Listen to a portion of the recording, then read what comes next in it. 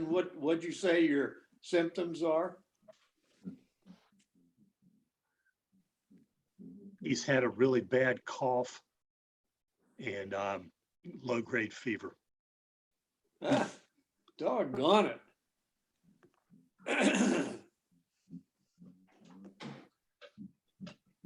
And your mom does too? Yes, she's down right now and still in the sack. I had it, I guess then she got it after I got it.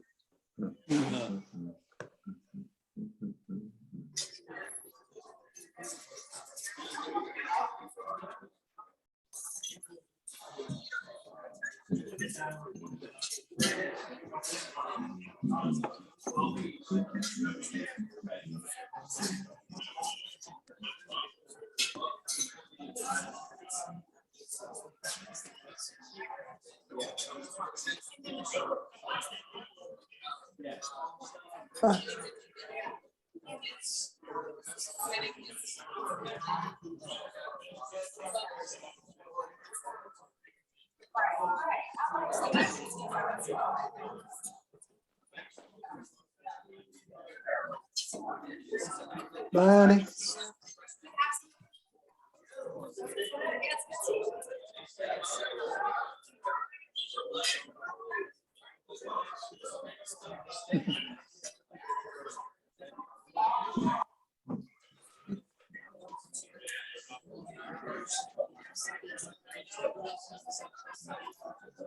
So cousin, I guess you're quarantining, huh? Yep.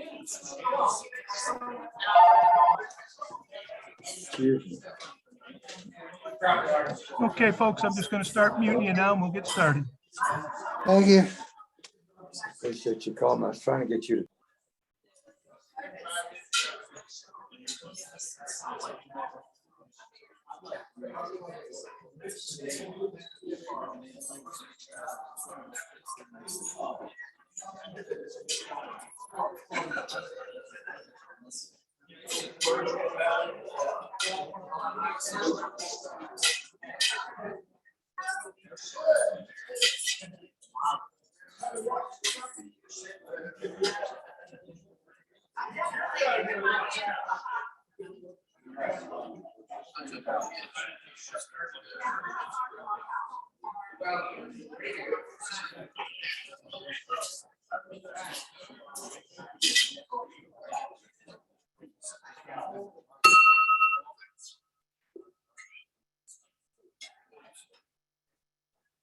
Good afternoon to the Cary Rotary Club.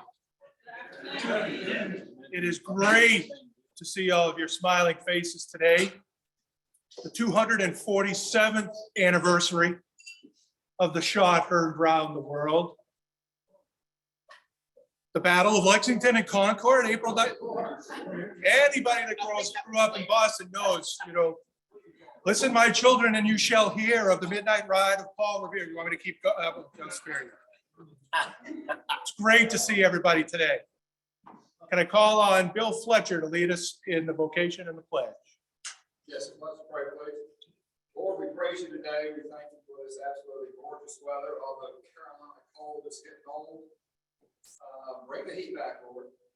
We thank you for this gathering of Rotarians for the service of ourselves. We ask your blessing on this food, on this fellowship, and on our continued service to our community. Through it, we give you praise and service to others. For these blessings, we give you thanks in Jesus' name. Amen. I pledge allegiance to the flag of the United States of America and to the republic for which it stands, one nation under God, indivisible, with liberty and justice for all. God bless America, land that I love. Stand beside her and guide through the night with the light from above. From the mountains to the prairies, to the oceans white with foam. God bless America, my home, sweet home. God bless America, my home, sweet home.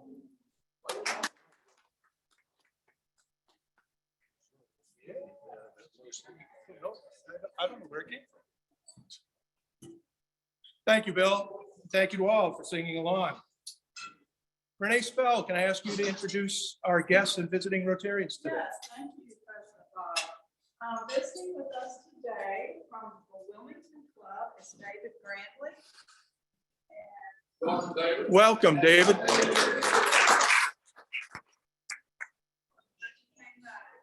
our speaker today is actually a Rotarian for the Greensboro Club, Mr. Bernie Mann, so we want to welcome you as well. Welcome, Bernie.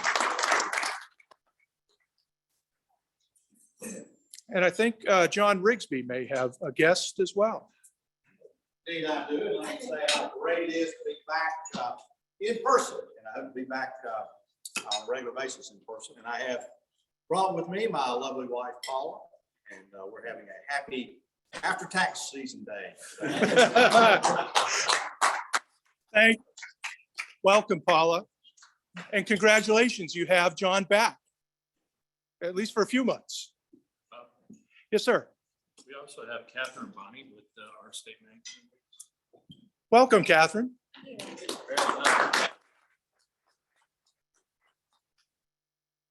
Catherine was the bearer of great gifts. So I know that you'll see on your tables and on this table, she's brought along some souvenirs of our speaker today. So thank you, Catherine, for carrying him and carrying these magazines. Well, it's great to have you with us. A couple of club announcements before we get started today. We've been in, generally, we've survived the COVID pandemic. But I wanted to let you know that just over the weekend, we had 2 members come down with the illness. John Hatcher, not to be outdone by Tom Brooks last week, who dialed in from Wake Med. John is with us online, and John, it's great to see you and have you with us. We hope you get better soon. Rod Brooks also tested positive this past weekend. And so they'll both be quarantining for the next little while. But we send them our good wishes. We still have a need. We've got our district day of service Saturday, April 23rd, this one coming up. We've had great response. Thank you for everyone that has volunteered to participate. We still have a need, I'm going to say, for between 5 and 7 people to help us most specifically with the work at the Tammy Lynn Center homes in Cary. They have 3 homes that will be doing some light gardening, pruning. The Tammy Lynn Center itself is in Raleigh, but they've got group homes in Cary that we'll be working on. We're actually partnering. We've asked some of the members of the Cary Central Club to join us, and they'll have 3 or 4 members as well. So we need, ideally, we'd have another 3 to 5 from our club. If you're still looking for something to do Saturday morning. If you're looking for something to do May 9th or June 6th, and you swing a golf club, well or poorly, we still have room in foursomes for the Boys Brown tournament, which is Cary Central's at Bent Wind in Fuquay, and the Boys and Girls Home tournament, which is here at McGregor on June 6th. So again, let me or Harold Bennett know if you'd like to play in those tournaments, and we'll subsidize your participation by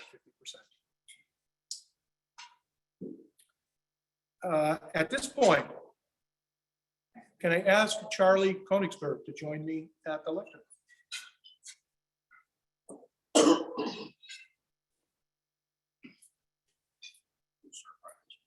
Well, this is like the second best thing that a club president gets to do, I think, aside from induction. Charlie has been an active member of our club and has been active in donating to the Rotary Foundation. So I want to recognize you, Charlie, with your Paul Harris +1 pin. And thank you for all of you.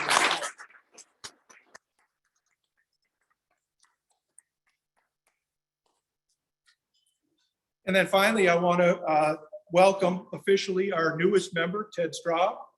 Ted, congratulations and welcome. We'll have an induction ceremony for Ted in 2 weeks. So congratulations, we're thrilled that you're with us. And so with that, I'll ask, are there any miracle moments that we need to share?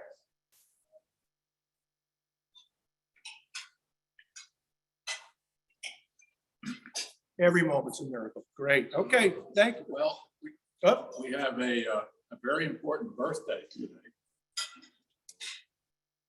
Paul Harris, birthday today. oh my gosh, how could I have not? What an opportunity. And Charlie, can you come back? I have a bigger speech. I have a longer speech.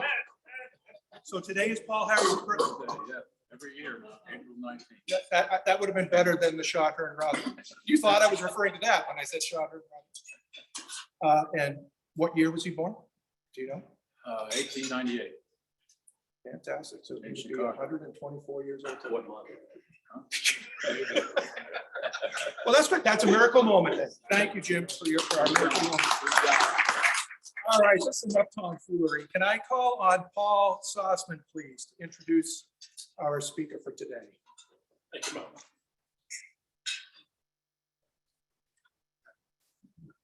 It's my pleasure today to introduce Bernie Mann. Bernie is the publisher and president of Our State magazine. Just out of curiosity, how many people know about Our State magazine? You're doing a good job. All right. Bernie's received numerous awards over the years, and in 2012, Governor Perdue actually awarded him the Order of the Longleaf Pine, which is quite an honor. And an active member in the community, Bernie is past chairman of the board of Greensboro Convention and Visitors Bureau.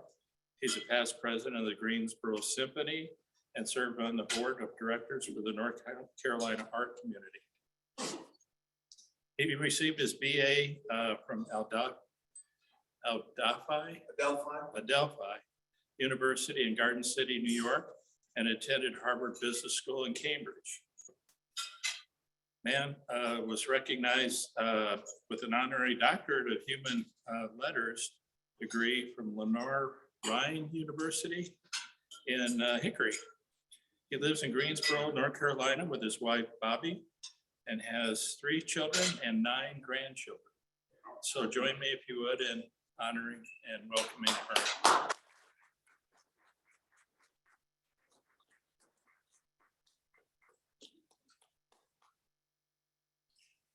Thank you, Paul. I appreciate the opportunity to be here. But first, let me share with you the bad news. I'm in a business that's not doing very well. As you can imagine, the newspaper business, if you ever have a chance to look at the News and Observer, it gets smaller and smaller. And 5 years ago, it had 120,000 paid subscribers. Today, it's 33,000 and not getting better. And this story is all over the country. Newspapers are getting thinner. Newspapers are not doing very well. Warren Buffett, who says he loves newspapers, bought 67 newspapers 7 years ago, and last year he sold them all. The magazine business ain't doing any better. The company that prints most magazines is called LSC. They went into bankruptcy a year ago. Last month, a company bought Meredith Publications and immediately closed down 6 of the publications, including Entertainment Weekly. And last week, they announced that Martha Stewart magazine is going to be just digital. Yet last year, we had the best year in our 89-year history. So why is that? Why are we doing so well? Or as somebody said to me, what is the secret sauce? Well, you know the secret sauce. If you're not sure, I'll tell you. I bought this magazine. I used to be in the radio business. And my MO was that I would buy radio stations that were lousy and try to build them up. I was able to buy WKAX here in Raleigh, but not when it was terrific. When it was going down, then they let me buy it. And I had 96.1 FM. And I enjoyed that. That was really fun. Over the years, I had 12 radio stations. But the radio business changed. It used to be a business that was entrepreneurial, where you could have only 7 AM and 7 FM radio stations, and then no more. Well, that rule went away. And now companies own thousands of radio stations. And it's a very different business. So it was no longer a business that I wanted to be in. And I looked for something else to do. I was offered this magazine. It was called The State. And it was started in 1933 by Carl Gertz. And Mr. Gertz had a lot of courage to start something in 1933, but he was able to go, because the only asset that a magazine has, we don't have many physical assets, desks and chairs, broken down computers, but that's about it. But what we have is paid subscribers. And so he was able to get 23,000 paid subscribers by 1941. Now, 1996, when it was offered to me, there was still 23,000 paid subscribers. It hadn't grown. And I don't think it was the same 23,000 from 1941. So then the challenge, of course, for me is, how do you try to improve it? How do you try to make it better? And what appealed to me in wanting to buy it was that it did look like one of the crummy radio stations I had bought. But it had one page of advertising. And I don't know much about the magazine business, and I still don't know a whole lot. But I know a little bit about how to sell advertising. And I thought, gosh, I gotta be doing better than that. Also, it was black and white, no color, and it was 48 pages. So in radio, it was easy. We used to get a lot of records, and we'd have a silly disc jockey, and he'd say a few words and put some more records on, and that was radio. Magazine business is much more difficult. You start with a blank piece of paper. And what can you put on that paper that's meaningful? It makes a big difference. There was a writer for the Baltimore Sun by the name of H.L. Mencken. Mr. Mencken was very sardonic. And he said, no one ever lost money underestimating the intelligence of the average American. And if you watch television, you know he's exactly right.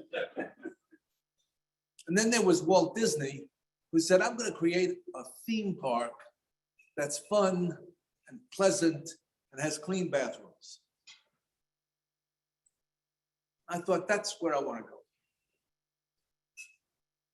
So from day one, what we have done is just to enjoy where we live. I saw a magazine that really inspired me by the name of Arizona Highways. And it showed pictures of Arizona. Now, we don't have the desert, but we have magnificent mountains, fantastic seashore. And I thought, why shouldn't we be showing that? Why shouldn't we have a magazine that showed off the beauty of where we live? So that's what we've done in the most positive way. From day one, we have done nothing but only talk about the good things. In fact, in our name, we say our state celebrates North Carolina. We never have anything negative in the magazine, ever. If we review a book and we don't like it, we don't write a review. We never review restaurants. We talk about restaurants all the time, but it's the history, it's the people, it's the son of the owner. It's how they get up at 4 o'clock in the morning to start making the barbecue. That's positive story for us. For the last 2 years, we have never mentioned one word that is everywhere. That is COVID. We didn't have an answer to it, so we never touched on it. We never showed a picture ever of anybody with a mask. We showed the beauty of where we live. So that is an easier part. The harder part for us is controlling the advertising. Because, you know, we can say what we want to put in the magazine and we can control the pictures, but sometimes the advertising is more challenging. We had an advertiser who has a spa. And I called him and I said, sir, the ad you gave us has a little bit too much cleavage for our magazine. He said, oh, thank you very much. I'll get you another one. See, one of my concerns is that 4th and 8th grade North Carolina school system, they teach North Carolina history. So our magazine is now used in the classrooms all over the state. So I want to be sensitive to anything that's in the magazine that could not be appropriate for a 4th and 8th grader. So then we had a beer. Starts with an M and ends with an R. And they gave us this ad, which was the Hatteras Lighthouse, and they had made it into a beer tap. So I called the ad agency. I said, hey guys, the people who read our magazine, they love North Carolina and they're proud of where they live. And you making an icon of North Carolina into a beer tap ain't gonna go very well. And they said, oh no, it's a great ad. Everybody loves it. It's gonna win awards. It's terrific. I said, well, it may be terrific for you, but it's not gonna be in my magazine because I'm not gonna run it. He said, you don't run this ad, you will never get business from us again. And they were right. We have never gotten business. But you know, I think you have to say what you're about. And I think you have to say, this is what's good and this is what's not. The hardest decision I have every November is the fact that we will not take political advertising. Political advertising is mean-spirited, it's ugly, and it doesn't convey a good time. So we don't take it. But they don't come around with checkbooks. They come with shopping bags full of money. Would I like to have it? You're darn right. But I don't think it's right. I don't think it's right in our magazine. I want to make sure that when you read our magazine, you can be certain that there's 2.5 hours of good time. My wife and I love to go to movies, come out of a movie, we just spent $25 and we say, did you have a good time? Sometimes we did, sometimes we don't. But I know if you read my magazine for 2.5 hours, you're gonna have a good time. And I think that's terribly important. When we started in 1996, we thought the news was terrible. And wouldn't it be nice to have a place where there's nothing but good news? Now, today, the news is worse. And every day it seems to be worse than the day before. We added 23,000 new subscribers in the 2 years of COVID. People were so anxious to know that they're going to have something positive in their mailbox every single month. You don't find that if you pick up a newspaper or watch television or see anything that has news in it that's all filled with bad news. My friend who runs a television station, he says, I can't do anything but show murder and rape and car crashes. And I said, I know. He said, but that's what people want. I said, maybe. He said, if I ran stories of man comes home from work, kisses wife, eats dinner, and watches television, he says, nobody would watch my TV station. I said, that's not the story. The story is about the good people who are doing wonderful things. The story is about the beauty of places we live and where you could go to visit. The story is about the history of North Carolina. I've lived places, and maybe you have too, where not everybody is that proud of where they live. That's not so in North Carolina. We live in a wonderful place. Yesterday, the weather was horrible. Look out the window. Look how gorgeous it is. And in 2 more days, it's going to be 80 degrees. Is this a great place to live? You bet. And it's not just our weather. It's all of the other things. You know, I don't have anybody who clears my calls, screens my calls. If anybody wants to talk to the publisher, they should have a right to call and talk to me. So it's about 2:30 in the afternoon, and I get this phone call, and the man says, my name is Mark Bassadite, and I knew who he was. I never met him, but Mark Bassadite was the president pro tem of the North Carolina Senate. He says to me, I just want to tell you that I've had a terrible morning, just filled with frustration, with difficulty, with problems. And I came back to my office to have a sandwich, and your magazine had come in the mail. He says, so for the last 2.5 hours, I've been sitting here and reading your magazine, and now I feel so much more energized, so much more excited, so much more ready to go do my job. I just wanted to tell you, thank you very much. Whoa. Whoa. What a thrilling phone call to get. And I hope other people feel the same.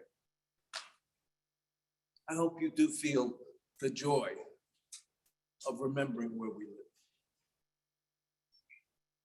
I have a friend who's the Commissioner of Agriculture, Steve Troxler.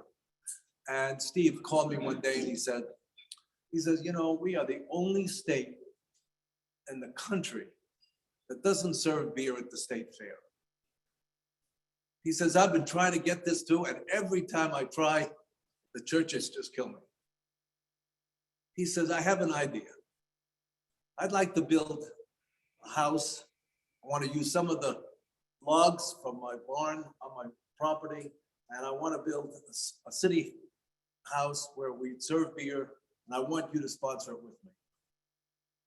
Because if you sponsor with me, I think I can get it through. Before I could answer, he said to me, I know what you're thinking. I will have plenty of state policemen, all in blue blazers, and nobody is going to take advantage of having a few beers at the state fair. I said, Steve, I'd love to do that with you. So now we sponsor the booth where they have beer and they have wine, and we're glad to do that. And I was so flattered that he felt by having our name attached to it, it would add the credibility to make it possible to do good things. Some other things that we found, you know, it's not enough just to say we're going to have a magazine. There's plenty of ways. You got to promote it. You got to do other things to get people to want to know that it's available. In radio, we used to have what we called remote broadcasts, where we'd have a girl in a bikini at a used car lot handed out ice cream and just anything to have 5 people show up and say, oh, I heard it on the radio. So I go to the Grove Park Hotel in Asheville, and the gentleman who's the general manager, Craig Madison, I said, Craig, I have this idea. I'd like to have a weekend in which we invite people to really love and enjoy North Carolina. And I want to have North Carolina food and North Carolina music and North Carolina speakers, and I want to call it the best of our state. Looks at me, for a very direct guy, looks at me for a long time. He says, "That's the stupidest idea I've ever heard." He said, "It is so stupid that the only time I'd ever let you near my hotel is the first week in January. Right after New Year's Eve, I got 510 empty rooms. There's nothing you can do to screw it up." Okay, thank you. So we were having this now 23 years. We sell out the hotel. In fact, we actually sell it out almost as people leaving because they sign up for the next year. But the funny part of this story is Craig goes to hotel conventions and he tells other hotels how to fill their rooms in January. Whatever works. One of the most important things, I think, is to be able to enjoy where you live. We have been able to promote our magazine so that the 23,000 paid subscribers when I bought it is today 188,000. We have more paid subscribers than the subscriptions to the Charlotte newspaper, the Raleigh newspaper, the Winston-Salem newspaper, the Greensboro newspaper, all combined. We're the second largest regional magazine in America, second only to Texas Monthly. So of course, the question is, how are you doing that? Well, you know, the answer is that we all love where we live. I have a friend who has a magazine called New Jersey Monthly. People live in New Jersey, but I don't think they love it.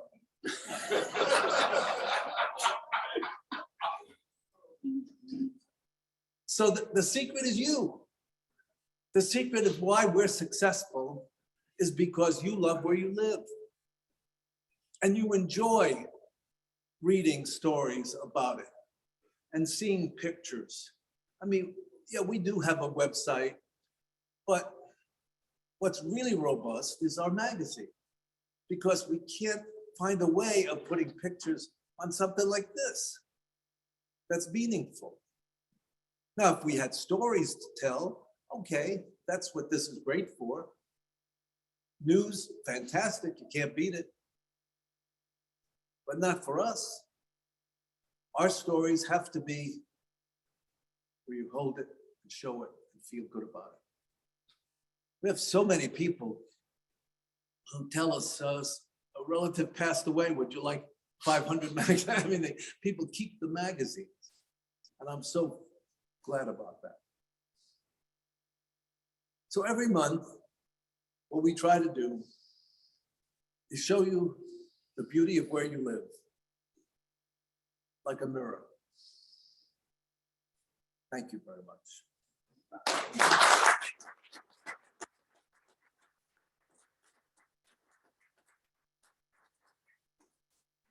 Before I present you with this gift about North Carolina and about Cary, I know there are questions out here. We have time for those. Are you willing to answer? Oh, without a doubt, I'd stop so I could answer. All right. Paul told me what to do. And being a Rotarian, I know 1:30 is a dead stop. I mean, whether I'm finished or not, you're finished. So I know that. So it's open for questions. Yes. Right. Yes, Paul. I really love your publication. I mean, coming here from out of state, I think I shared this with you and stuff, but I can't think of another one. And when I was in the service, as you know, you travel around quite a bit. So I've been in a few states, but none like this. I mean, the publication, like you said, is a positive instrument. Yes. And until you said that, I didn't know that. You know, I read it, I felt good about it and everything. But when you brought that to the surface, I thought, yeah, you know, so it's there, but it's not in your face, you know, so I really enjoy it. Thank you. Yeah. Yes, sir. Yeah. Picture by itself probably doesn't do a whole lot. How many writers do you have And how do you find writers that make that picture come on? Well, that's really a great question. The writers, we have loads of people who want to write. Some have interesting stories, some just want to say something that they feel good about. So we have 17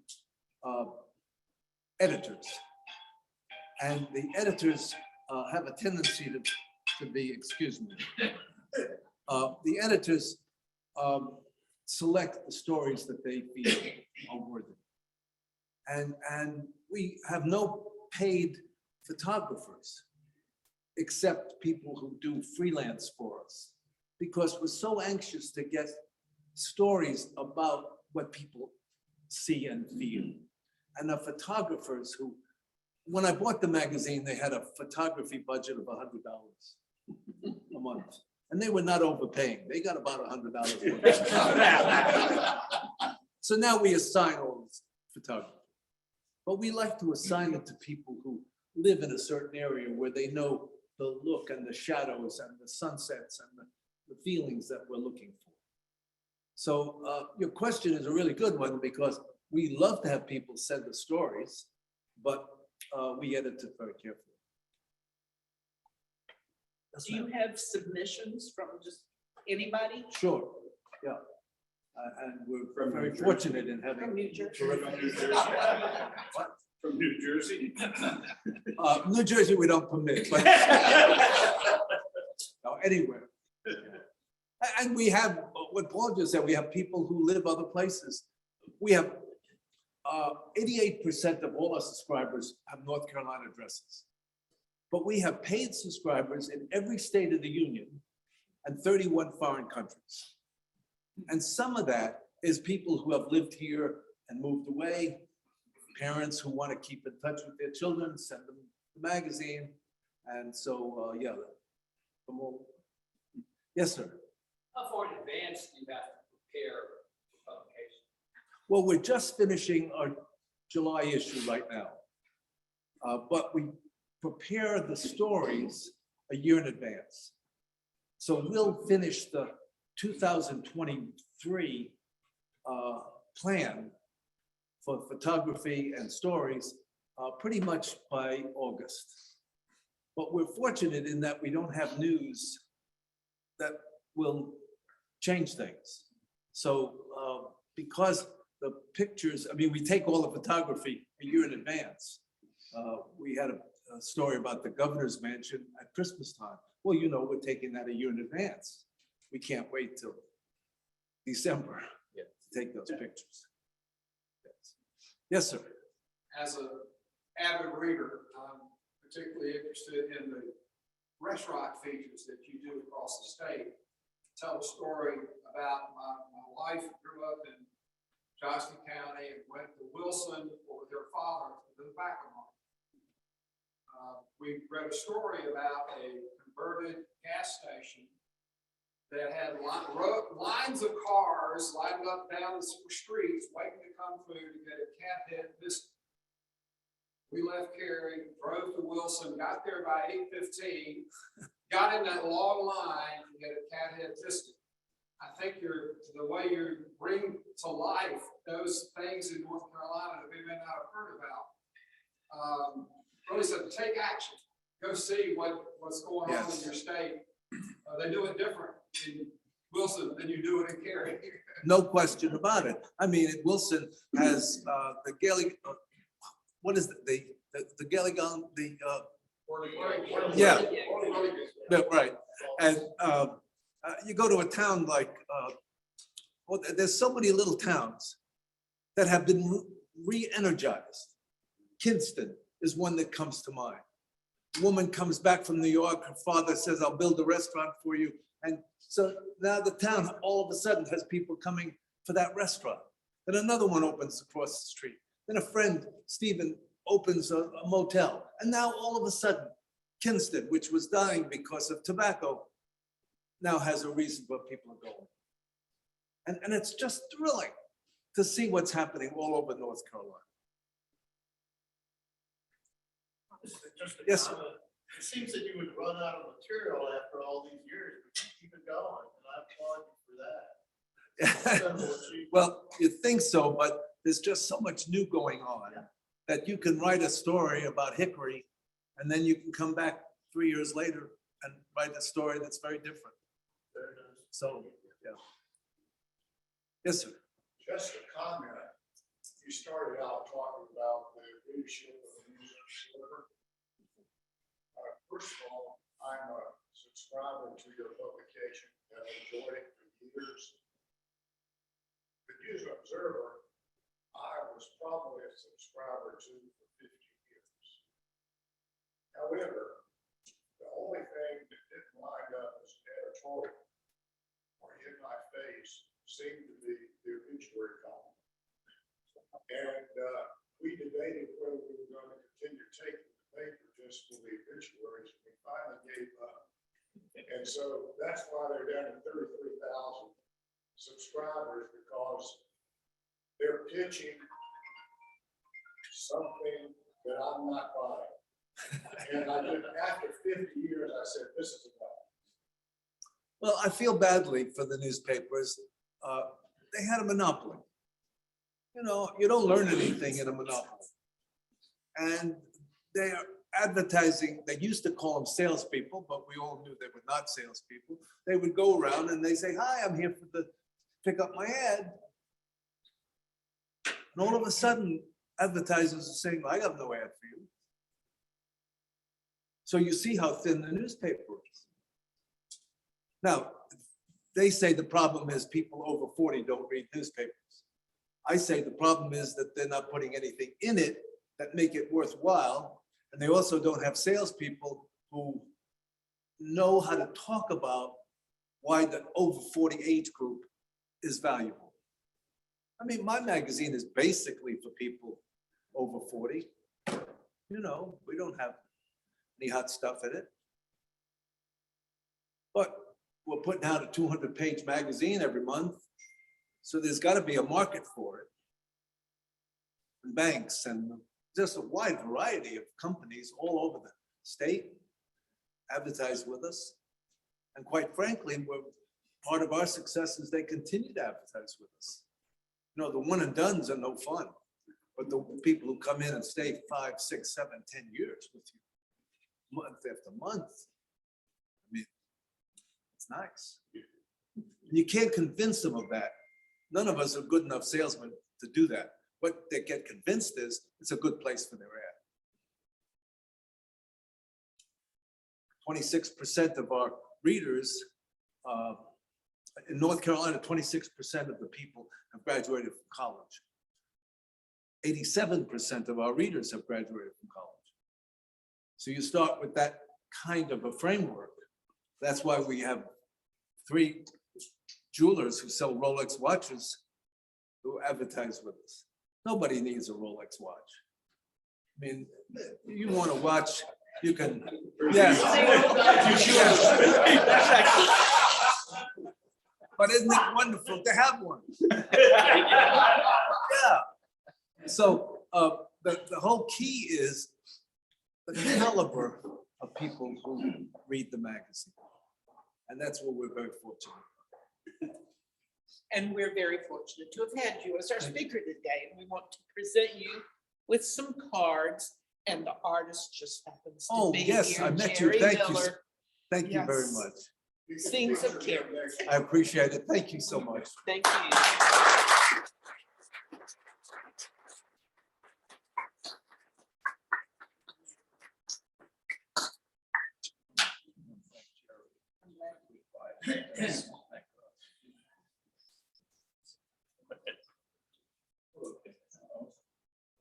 There he is. Here I am. Thank you, Pat. And thank you, Bernie. Oh, you took my prop, but I will just reiterate and thank you, add my own thanks. What, in my opinion, what you do here is you create a work of art that gets delivered to our mailbox once a month, that magnifies everything that's wonderful about the state of North Carolina and reflects it back on us. And so thank you for doing what you've done. Yes, Bruce. Just to mention, they put brownies over here today, and most of you don't even know that there are brownies over there. But it would be a shame for those brownies to go to waste. I ate one, they're pretty darn good. Thank you for that reminder, Bruce. That demonstrates my lack of retention, because you told me that just before we started, and I didn't thought to say so. Please do take a brownie, because Paul and I have to take and eat whatever isn't taken out. And I don't know about you, Paul, but I don't need more brownies. So thank you, Bruce, for making that known to everyone. Couple of great days to recognize. Tomorrow is a special day for Mr. Bill Fletcher. Happy birthday, Bill, April 20th.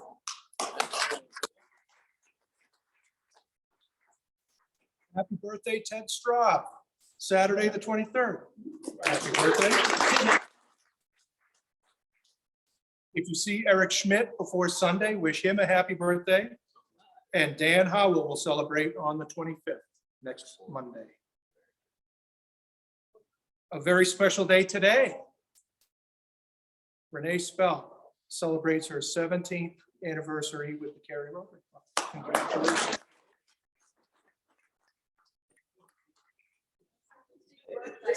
Yeah, there you go. Thank you so much, Renee. It's wonderful to be able to celebrate your membership, because you do so much, and so much of it is out of sight. So thank you for everything that you do for our club. Next week, we'll have Nikki Olive. Thank you, Paul, for arranging to have Nikki, who is a partnership developer at the NC State Centennial campus. So she'll have a great program for us. We'll enjoy a meal of fried chicken breast with mac and cheese and green beans. Can't get more North Carolina than that, I don't Can I think. come back? Yes, sir, please. In 2 weeks, Bill Fletcher's arranged to have Jerry Broadman, who's the program director for junior achievement in our area. Bill's done a lot of work, among other folks in the club, around economic empowerment. And one of the strongest engines we found in terms of economic empowerment for youth is this junior achievement program. So we look forward to hearing from Jerry. I want to thank you, David, for joining us today. Paula, thanks for coming along with John. Appreciate you sharing him with us along the way. I want to thank all the people that helped make our meeting possible. Renee, Bill, Bob Lyerly, and Catherine, especially, for helping to make our program possible, and Bernie, for you joining us. So if I can call on our colleague, Kristen Sutton, to lead us out on the four-way test. Is it the truth? Is it very long concern? Will it build goodwill and better friendships? Will it be beneficial to all concerned? We are adjourned.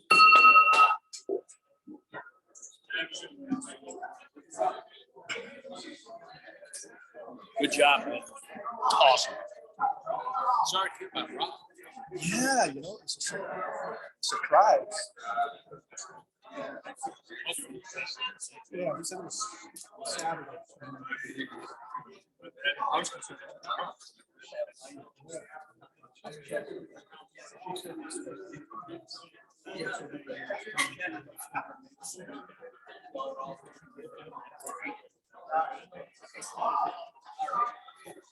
Give me a call.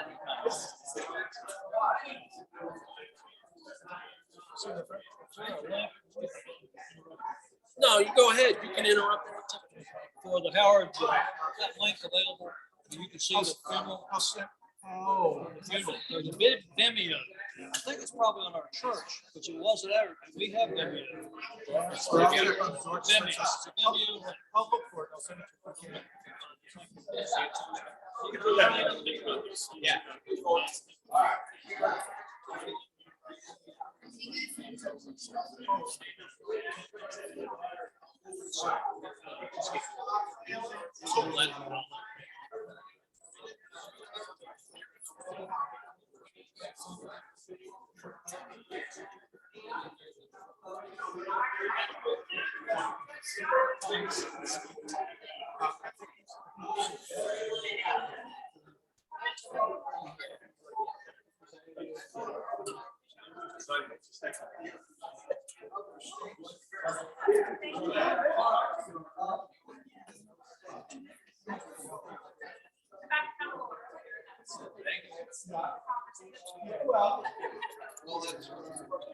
Well, John, couldn't have picked a better name. Good deal. Okay, I'm not here today, but it's just not the same, you know. I kind of got lazy, you know.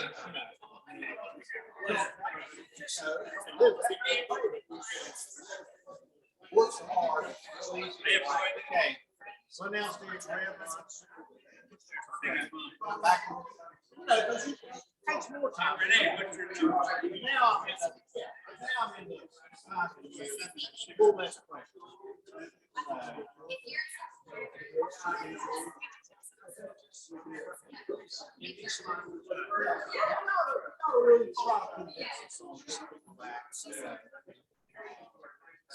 They may always be a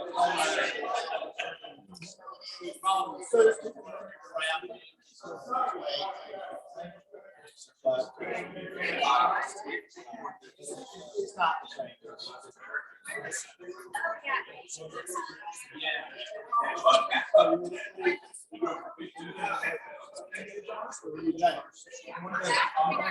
I used to be nice, they have minimum of a week. Don't worry about it. We're gonna be, I have a lot of things that's kind of problems with plus the schedule was kind of laid out. Should we get down there to the light? 29 to the beach. So well, we're just doing it on the ground. But I'm not gonna work at night. Well, actually, when I was doing it, that's part of it.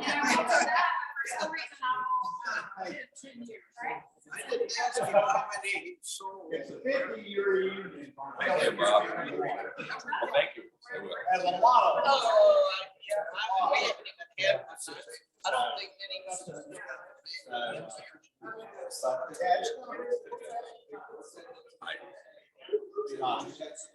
Look at that.